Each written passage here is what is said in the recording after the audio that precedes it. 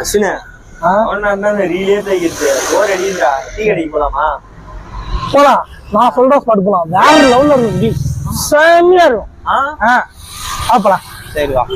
A few moments later.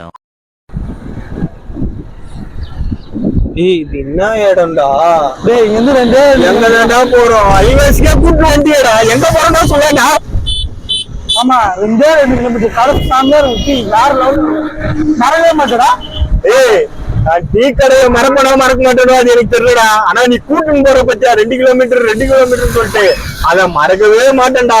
எப்பா ஒருத்தர் உட்கார்ந்துக்கிறாரா, அவருக்கிட்ட அட்ரஸ் கேக்குறா. சரி அண்ணா இது எந்த ஊர்னா? ఏమిలు ఏమి కావాలి?